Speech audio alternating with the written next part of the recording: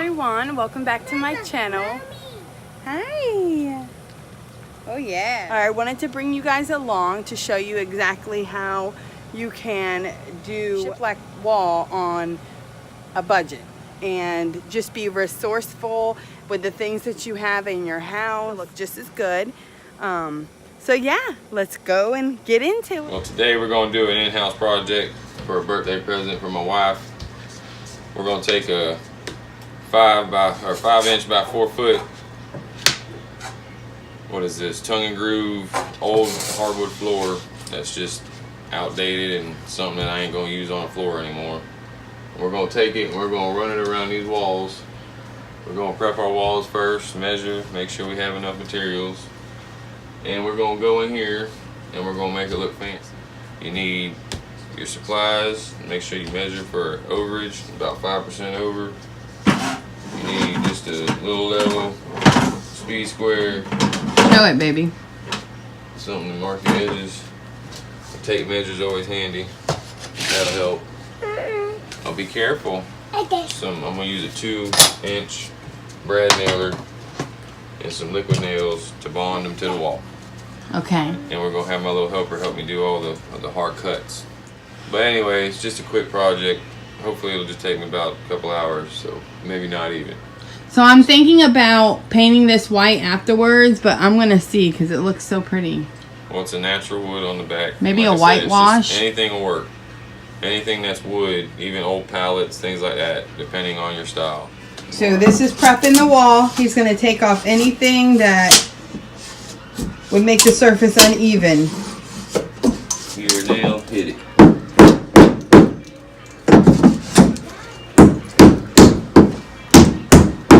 So we had some extra pieces of wood and we're gonna turn it into baseboard.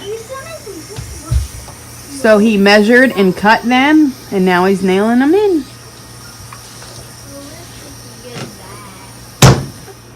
Alright, it's time to do the first row. Put a little dot of glue in each corner. A little dollop. A little spot, every little spot. Just kind of help hold it a little bit. And that's liquid nail.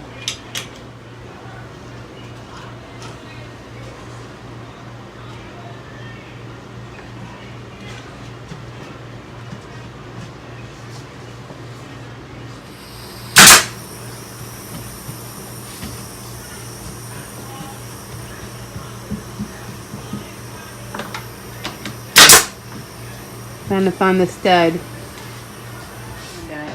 Just planning my cuts out to give it a nice look, nice stagger. Always stagger your joints at least 8 inches. Really, just the more random, the better the look.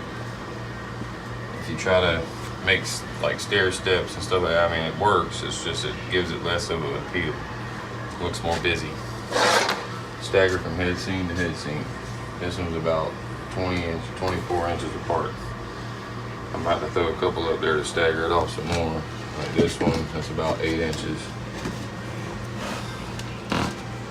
But it's better to dry lay, is what they call it. Like place your boards in place, kind of hold them in place and measure. Try not to install too much before you get cuts put in because it might be uneven. Measure twice, cut once. Just doing the inside little corner as well. Measuring out his cuts. Yeah, always give yourself expansion. I'm running one side tight, but the other side's got a little grow room.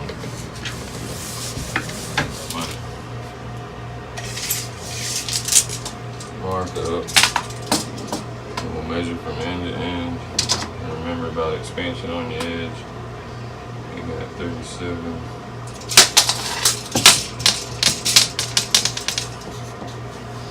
And you got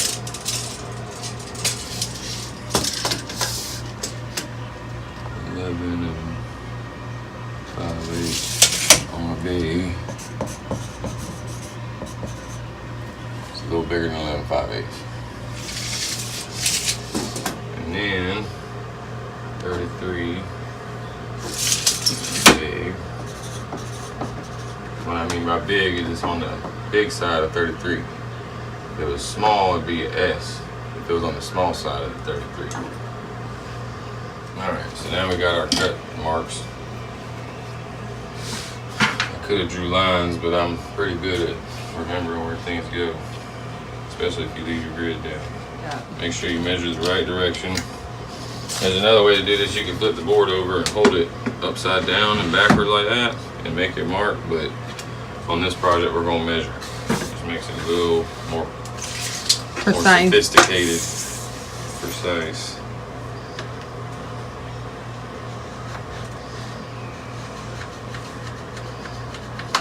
Okay. Got one mark.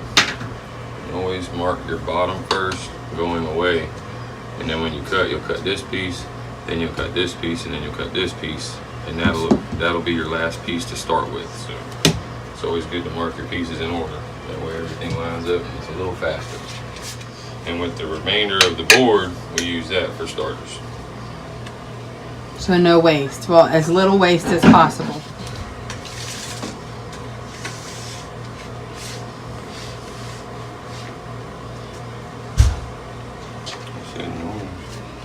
That was big, I think.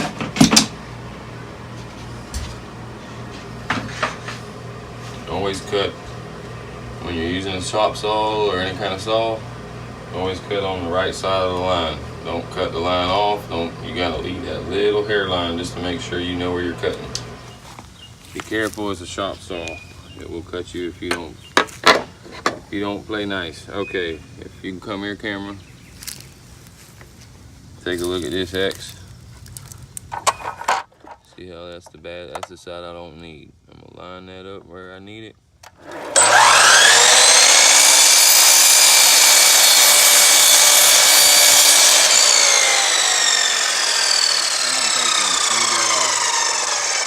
Remember, this is a rough look, not a finished look.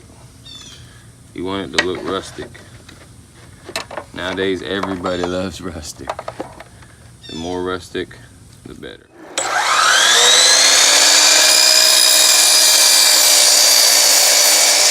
Alright, the thing is with this, what I was going to say is when you're doing a tongue groove product on a wall that's being glued on, your main focus is trying to get a nail every stud. It's mainly glues holding, but nails help mechanically fasten. So we're going to hit nails on tongue, nails on the tongue side. We're going to go down like this. We're going to put some dollops of glue. And again, it doesn't matter if your head sinks fall on a stud because you're not walking on it. And on top of not walking on it, it's got plenty of support. By being a tongue and groove system, it actually interlocks. So everything's holding each other up. It's kind of a cool Dustin's thing. an actual floor guy. So he does flooring and showers and all of that fun stuff. So $. It's enough. It's enough to tap it into place. Alright. That one's good.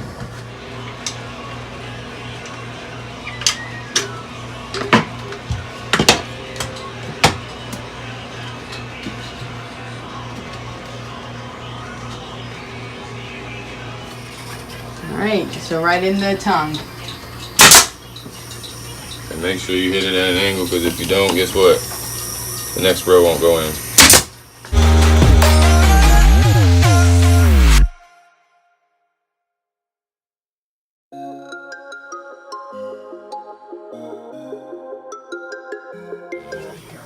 Look how nice that looks, you guys. I'm almost thinking about leaving it natural instead of painting it white, but we'll see.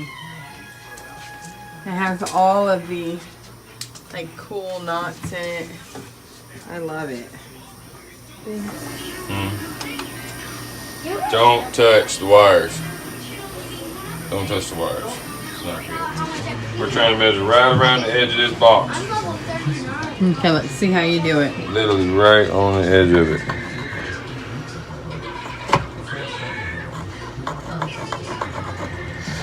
Okay.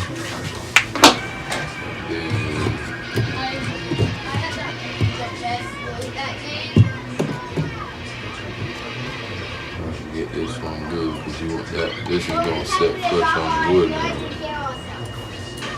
Alright. This is where we use that blue tool from the beginning.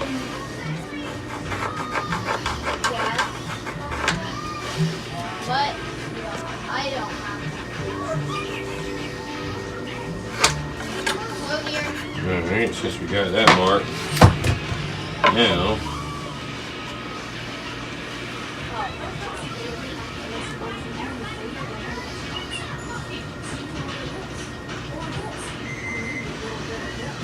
Let him kill us. then Please play. No, I said I get this. Please, guys, you guys go right now. Now what? Oh my God, that's low. I don't know why.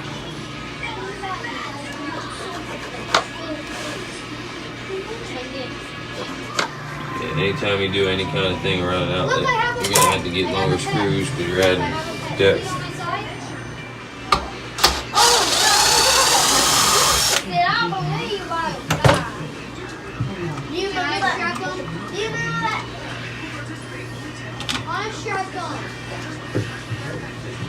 Are you kidding me? Come on, dude. Well, I want to try something cool. I want to see if I can do it with the basketball emote.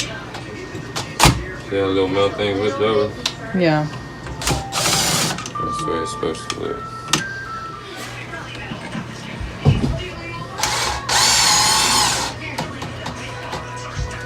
You want to tighten it, but you don't want to over tighten it.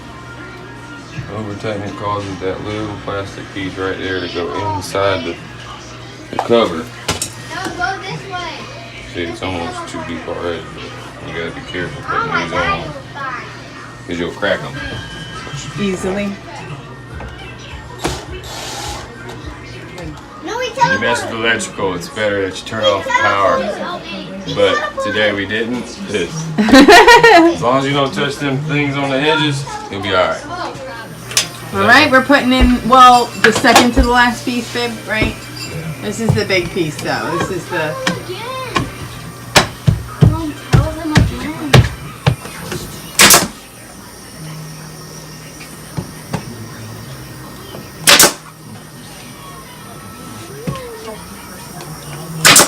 All right, so we're finished putting the wood in and installing. All we have to do now is to paint it because I already sanded and cleaned up. Oh my gosh, you guys, it looks so good. I wish you could actually see it in person because it does no justice on here. Oh my gosh, you guys. Whose house is this?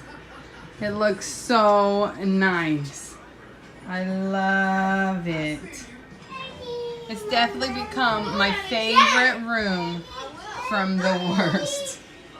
I love it. If you guys enjoy these types of videos, please subscribe. Give me a thumbs up. If you have any questions, please comment below. Thank you so much for watching. Bye-bye. Bye-bye. Have a wonderful day, loves. Bye. Cause I know